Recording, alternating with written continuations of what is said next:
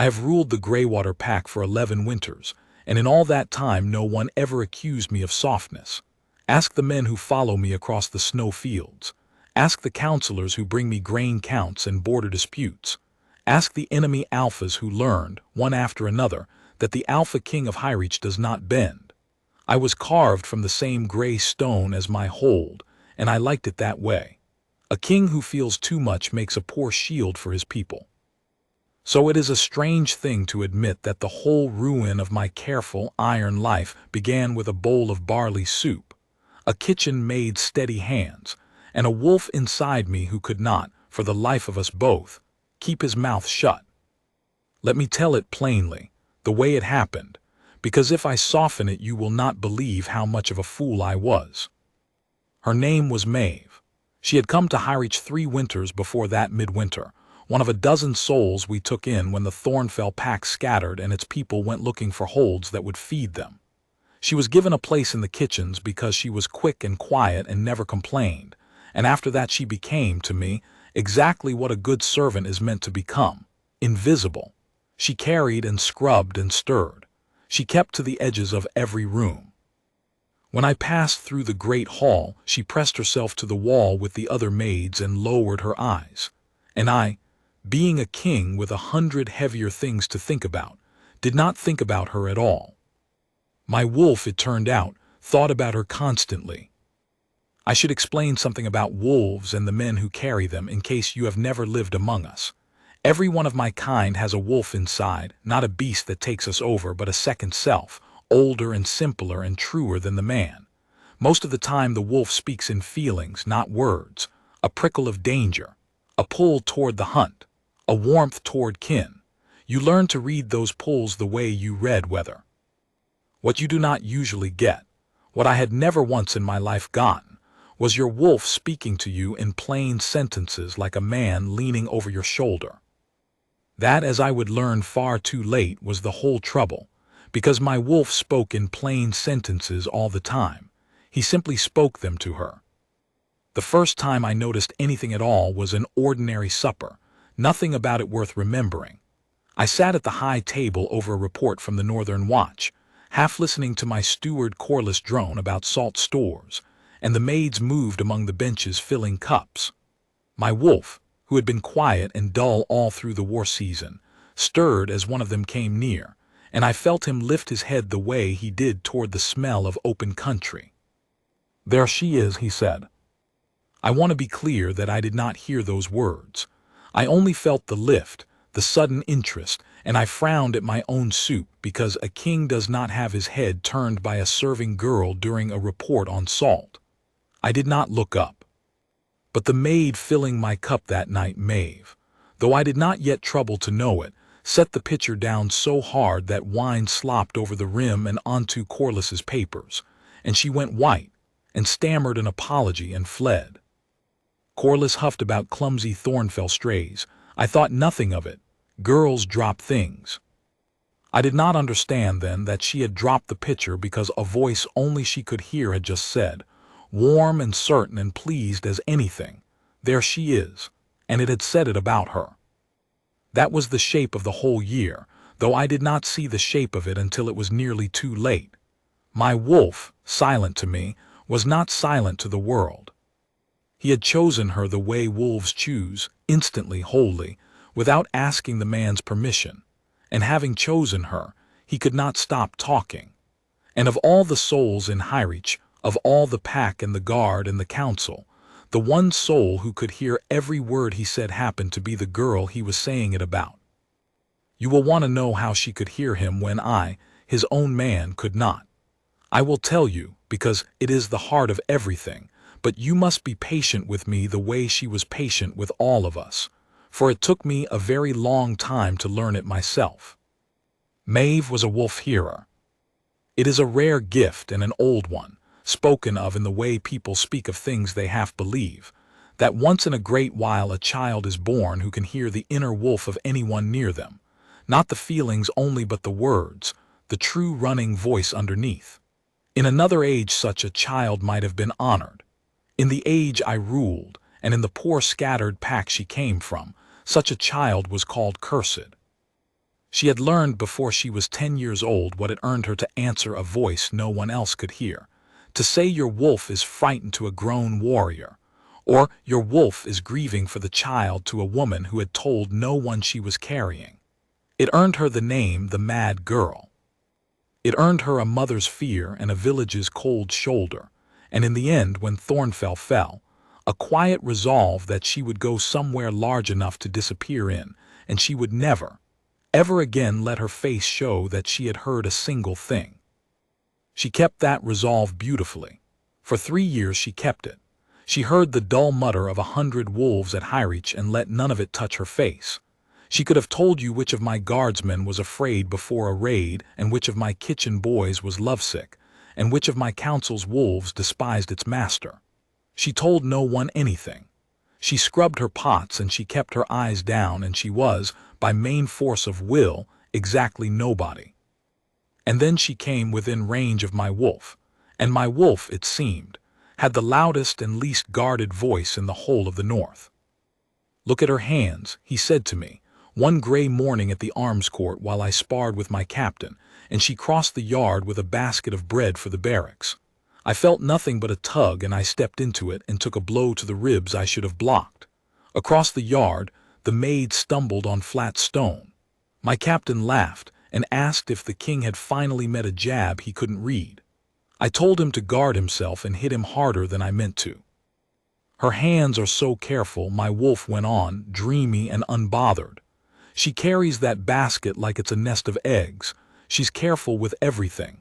She'd be careful with us." I heard again none of it. I only felt the pull, and the pull annoyed me, because I had buried the part of myself that wanted careful hands a long time ago, and I did not thank my wolf for digging at the grave. I should tell you about the grave, so you understand why I was such a fortress and such a fool. Before I was the Grey King everyone feared, I had been young and I had loved. Her name does not belong in this story except to say that she was my chosen mate, and that a fever took her in our second winter, and that I held her hand while it happened and could do nothing, king though I was, wolf though I had. When she died, something in me decided, without ever quite saying so, that I would not do that again. Not the loving, I could not undo the loving that was already spent, but the risk of it. I would rule. I would protect. I would keep every soul in my hold fed and safe and defended. And I would never again stand at a bedside holding a hand I couldn't save, because I would never again let my heart out where the world could reach it. My wolf, of course, did not agree with this plan. My wolf had grieved her too, and then, being a simpler and braver creature than I, had grieved and healed and gone looking for warmth again, the way a living thing does. When he found it in a quiet Thornfell maid with careful hands, he saw no reason at all not to say so, loudly daily, to the one person who could hear him. The council, meanwhile, had a plan of its own for my heart, and it did not involve the kitchens. "You need a Luna," Corliss told me that same winter, for perhaps the 40th time, laying a list before me at the council table like a man laying down a winning hand. "The pack needs an heir. The alliances need a marriage. I have taken the liberty of inviting Lady Orla of Duncath to winter at Hyrich, and the Reeve's daughter, and—" "Invite whom you like," I said. "I'll be courteous, I'll marry none of them." "My king," I said, courteous Corliss. "Tell him," my wolf said, and I felt him rise so sharply that I set down my cup. "Tell him you've already chosen. Tell him she's downstairs right now with flower on her sleeve. Tell him." I felt only the rise and the strange, sudden ache of it, and I mistook the ache for grief, the way I mistook everything for grief in those years, and I stood and left the table and went and stood on the cold wall of my hold and let the wind scour the feeling out of me.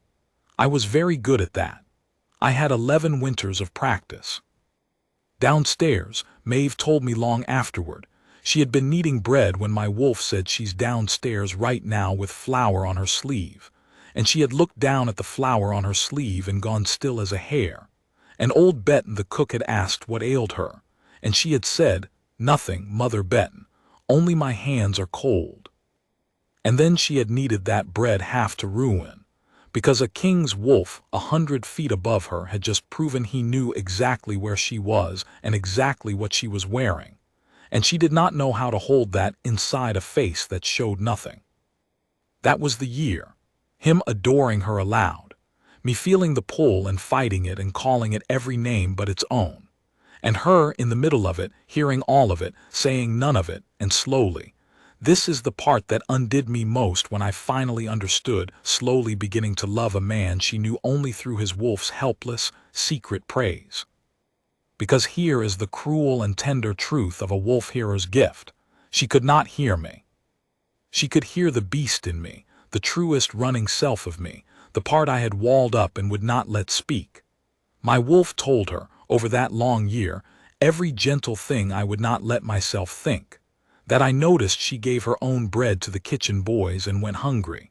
That I noticed she stopped to warm the old hound by the scullery door. That I had watched her steady a frightened new maid with a hand on the shoulder, and had thought my wolf had thought, and said, "There, that's what a Luna is, that, right there, not the ladies in the fine gowns, that." She heard the king's heart before the king would speak it. She fell in love with the man underneath the gray stone. And she believed, because how could she not, that the man himself would never know she existed. The winter deepened toward the midwinter feast, and things began, as they will, to break loose. It broke loose first in small ways. My wolf grew bolder as the cold grew harder, the way wolves do when the year turns toward the longest night and the blood remembers it is a living thing and wants to be warm. He stopped merely admiring her. He started, God help us both, addressing her. I did not know he was doing it. To me it was only the pull, sharper now, harder to bury, a thing I found myself carrying up to the wall more nights than not. But to Maeve it was a voice in a crowded hall saying, clear as a bell that only she could hear, "You look tired tonight. Little one, sit down. Why won't they let you sit down?" While the king it belonged to sat granite-faced over his supper and said nothing at all. The dissonance of it nearly broke her. Imagine hearing tenderness poured out at you all evening and watching the face of the one who owns that tenderness stay shut as a door. She told me later she used to go back to the maid's loft and press her hands over her ears, though it did no good at all. The hearing was not in her ears, and she would beg the quiet, "Stop, please, you have to stop. He doesn't mean it. Only you mean it, and you're breaking my heart." She was, of course, entirely wrong. I meant every word of it. I simply had exiled the meaning to the one corner of myself I refused to visit. The night it all began to come apart, there was a storm. Midwinter storms in the north are not weather so much as siege. The wind comes down off the ice fields like an army and the snow with it, and a hold learns fast whether its walls and its stores and its people will hold. I had spent the day making sure of all three. By dark the hall was full, the whole pack drawn in close to the great fires, the guard doubled at the doors, the council fretting, Lady Orla of Duncath, who had indeed come to winter at Hyrich, and who was gracious and clever and everything a king is supposed to want, making pleasant conversation at my side that I answered in single words.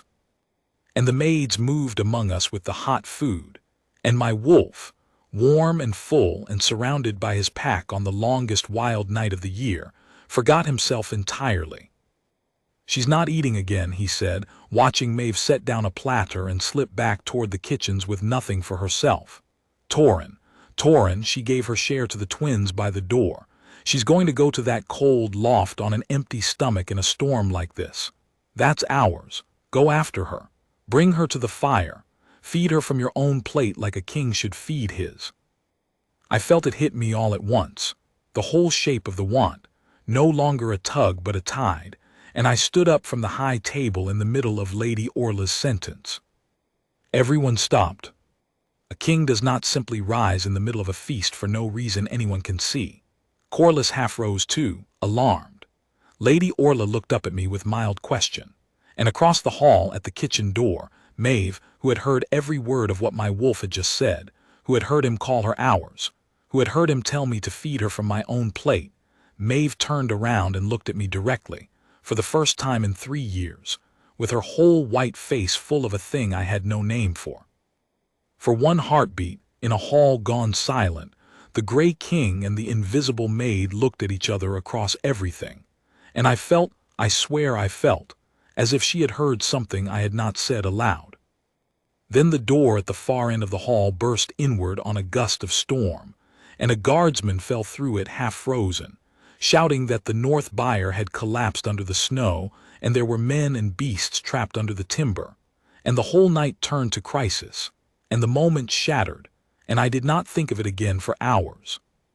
But she thought of it, she thought of nothing else. The byre was a bad business. 3 of my men had been out securing the stock when the roof came down, and by the time we reached them through waist-high drifts, one was pinned under a beam, and the storm was doing its best to bury us all before we could dig him out. I got my shoulder under the beam and lifted, and it was not enough, and my captain got beside me, and it was still not enough, and the wind screamed, and the man under the timber was going quiet in the way that frightens you worst of all. And then there were small hands in the snow beside mine, and a maid's voice, low and steady, saying, "His leg is turned under him. If you lift straight up, you'll take it off. Lift and turn toward me, toward my voice on 3.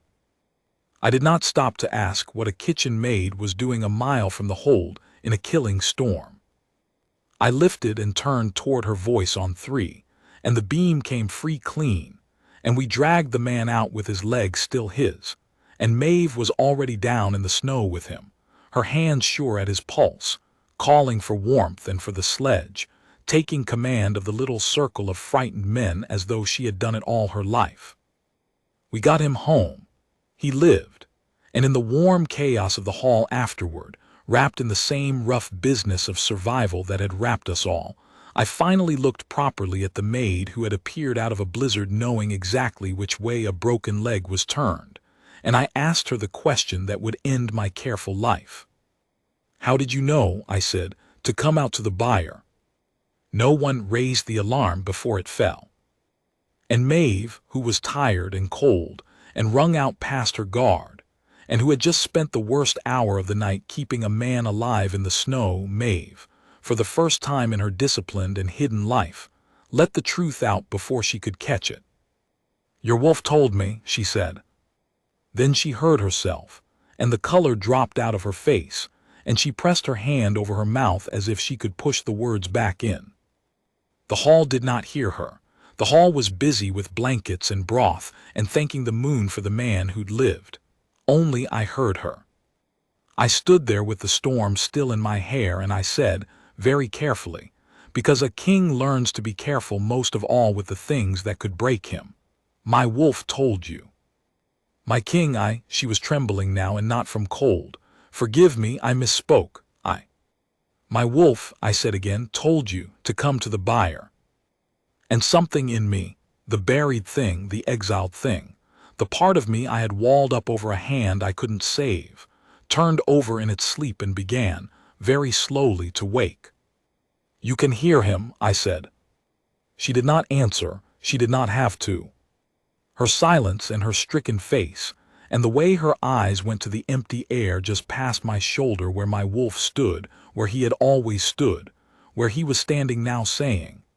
I did not hear it, but I watched her flinch as though she heard it, some helpless, tender thing, told me all of it at once. A year of it fell into place in a single moment, the way a whole landscape springs out of the dark when lightning cracks, every dropped pitcher, every flush, every time she had gone still at a supper for no reason, the morning at the arms court when she stumbled on flat stone and I took a blow to the ribs. She had not been clumsy. She had been listening to him, to the running true voice of me that I would not let speak, and she had heard, God help me, she had heard every single thing. "What does he say?" I asked her, and my voice did not sound like a king's at all. "To you, what has he been saying to you?" "Please don't make me." Maeve, her name. I had never once said her name. It came out of me rough and low, and I saw it land on her like a blow and a benediction both. "Please." And she looked at me, wolf-hearer, keeper of every secret in my hold, the one soul in all the world who had heard my true heart before I would own it, and she made a choice I will be grateful for until the day I die. She stopped hiding. "He says you're not really made of stone," she whispered. "He's been saying it for a year. He says you feel everything more than anyone and that it frightens you, so you built a wall and he lives on the other side of it and he wishes you'd let him out." Her voice broke. "He talks about me. I know I shouldn't say it. He talks about me all the time. He calls me his. He says careful hands. He says that's what a Luna is. He says feed her from your own plate. He says it to you and you never hear him, and I hear all of it and She stopped. She was weeping now, quietly, in the way of someone who has held something too heavy for too long. "I have loved you for a year through a wall you don't even know you built, and you don't know my name until tonight, and I never meant for you to know. I only meant to disappear. I do not know how to make you feel what that did to me. I had spent 11 winters certain that the safest thing a man could do was never let his heart out where the world could reach it. And here was a woman telling me that my heart had been out all along, that the wolf I'd caged had been walking my halls confessing me to the very last person I would ever have chosen to confess to, and that she had heard it and had not run, and had not laughed, and had not used it against me, but had instead, quietly in the dark, loved the man I was too afraid to be. The wall did not come down all at once. Walls that old never do. But I felt the first stone shift, and through the gap came a warmth I had exiled so long I'd forgotten its name. "Say his name for me," I said. She looked at me, not understanding. "You hear him, I never have, not in words. I've felt him pull my whole life, but I've never once heard him speak because I never let him, and he spent a year speaking to you." I stepped closer, through the snow melt and the noise of the hall that neither of us heard anymore. "So tell me, what is he saying right now?" Maeve turned her eyes to the empty air beside me. She listened, and a strange thing happened as she listened, a thing that had never happened to me in all my years and has never happened since in quite that way. Because I was watching her hear him, because I was reaching for him at last instead of caging him, because the wall had a gap in it now and the light was getting through, I heard him too. For the first time in my life, my wolf spoke to me in words. Finally, he said, and I felt the whole weight of a year's patience and a decade's grief in that one word. "Finally, you great stone fool. I've been telling you for a year. She's the one. She's ours. She heard me when you wouldn't. Now you tell her, out loud, in your own voice. She's waited long enough to hear it from the man and not just the wolf." Maeve's eyes went wide. "You heard him," she breathed. "Your face, you heard him." "I heard him," I said, wondering, and it was the truth. The wall was down, not fallen, pushed by my own hand at last. "Maeve, I'm going to say this in my own voice so you never have to hear it second hand again." The hall had gone quiet around us by then. I did not care. Let Corliss fret. Let Lady Orla of Duncath, gracious and clever, and everything a king was supposed to want, look on and understand what she had already, being clever, begun to understand. I got down on one knee in the melting snow in front of a kitchen maid, before my whole pack, the way I had never once knelt to any of the fine ladies my council paraded, and I took her careful, cold, work-worn hands in mine.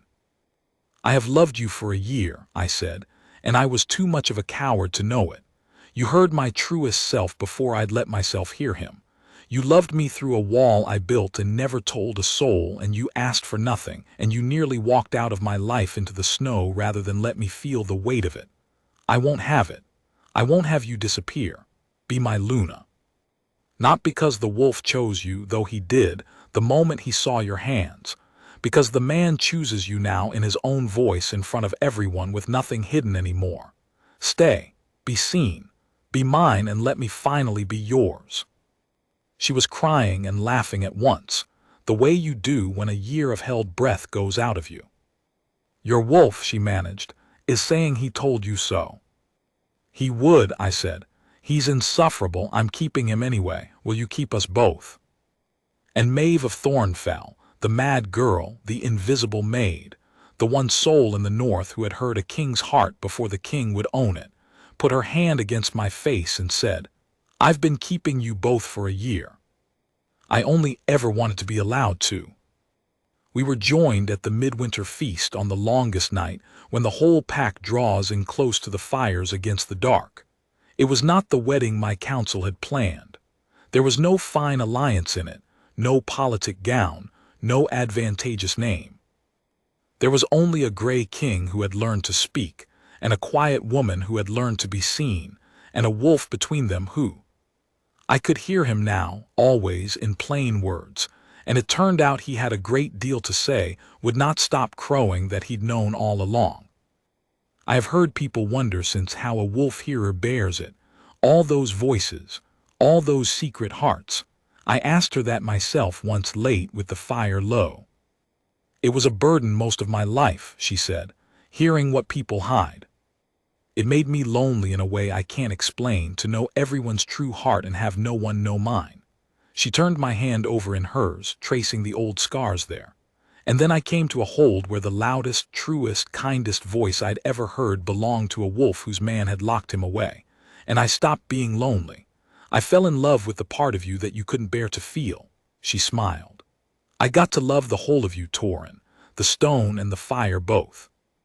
Most people only ever get the stone. I did not have a king's answer for that. I did not need one. My wolf, of course, had one ready. He always does now. He never shuts up, and I have stopped wanting him to.